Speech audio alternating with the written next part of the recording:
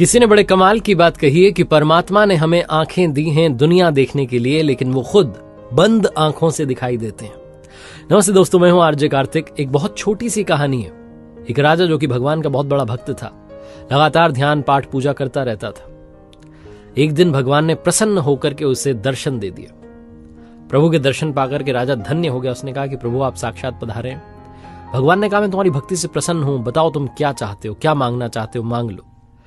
राजा ने हाथ जोड़ करके कहा कि भगवान कुछ नहीं चाहिए, आपकी कृपा से राज्य में सब कुछ अच्छा चल रहा है, धन धान्य संपन्न है राज्य, प्रजा खुश है, सब अच्छा है। बस एक इच्छा मन में थी, आपने आज मुझे दर्शन दे दिए, क्या आप मेरी पूरी प्रजा को भी दर्शन दे देंगे? बहुत अच्छे लोग हैं मेरे राज्य के। भगवान मुस्कुराए, उन्होंने कहा कि नहीं, ये हो नहीं सकता है। राजा ने हाथ जोड़ करके गिड़गिड़ा करके कहा कि अब आप आ ही गए हैं तो मेरी इस इच्छा को पूर्ण कर दीजिए। मैं चाहता हूं कि प्रजा में जितने लोग हैं सब आपके दर्शन करें। वो जिद पर अड़ गया राजा। भगवान जो थे और खड़े हुए थे, उन्होंने कहा मुस्कुराते हुए कि ठीक है भाई, तुम्हारी इच्छा है। भक्त की जिद थी, माननी पड़ी।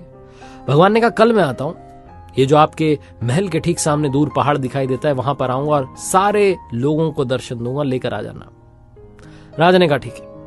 भगवान ये कहकर के अंतर ध्यान हो गए। राजा ने मंत्री को बुलाया, ढिंढोरा पिटवा दिया, राज्य में घर घर जाकर के बता दिया कि कल सुबह सबको आना है और राजा साहब के साथ चलना है भगवान के दर्शन करने के लिए। सारी जनता इकट्ठी हो गई, सब लोग जाने लगे। भीड़ थी, लंबी लाइन। महल से थोड़ा सा आगे निकले तो देखते हैं कि रास्ते में तांबे के सिक्कों का ढेर लगा हुआ है। उस पब्लिक ने जब ये देखा कि तांबे के सिक्कों का ढेर लगा हुआ है, आधे लोग भगे उस सिक्के के ढेर की तरफ कि फटाफट से उठा लेते हैं जितने मिल जाए। राजा बहुत ज्ञानी था, वो समझ गया कि खेल है। उसने कहा लोगों से कि मत जाओ, भगवान के दर्शन करने चल रहे हैं, कहां इन मोह माया में फंस रहे हो। 50% पब्लिक गायब हो गई। राजा चलने लगा। उसने कहा चलो छोड़ो, जो गए जो गए।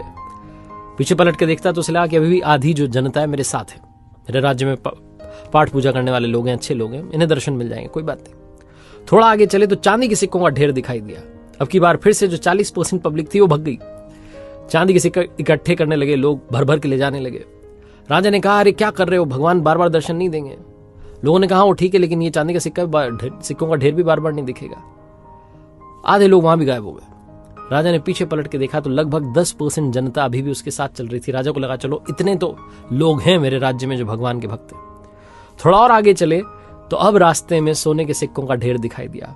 अब ये जो साथ में चल रहे थे ये भी गायब हो गए, पहुंच गए सोने के सिक्कों के ढेर के पास, भर भर के सिक्के ले जाने लगे। राजा और रानी बचे जो चल रहे थे। राजा अपनी रानी से कहने लगा कि देख रही हो कितनी मोहमाया में लोग जो हैं उलझ चुके हैं, फंस चुके हैं, भगवान के दर्शन करने नहीं जाना चाहते। रानी ने भी हाँ मिलाई, बोला कि हाँ सही कह रहे हैं आप। थोड़ा सा आगे चले तो देखती है रानी कि एक बहुत सुंदर हीरों का ढेर लगा हुआ है। अब रानी से भी नहीं रहा गया, रानी भी भागी और हीरे इकट्ठे करने लगी। राजा जो था अब अकेला ही चला जा रहा था उस पहाड़ की तरफ, विरक्त मन से। उसे लगा क्या है ये दुनिया। राजा पहुंचा उस पहाड़ पर जहां भगवान ने कहा था दर्शन देंगे। साक्षात प्रभु प्रतीक्षा कर रहे थे। राजा ने जाकर के प्रणाम किया। भगवान ने पूछा कि कहां है आपकी प्रजा, कहां है वो प्रियजन जिनके लिए आप चाहते थे कि मैं आऊं और दर्शन दूं। राजा ने शर्म के मारे सर झुका लिया, क्षमा मांगने लगा।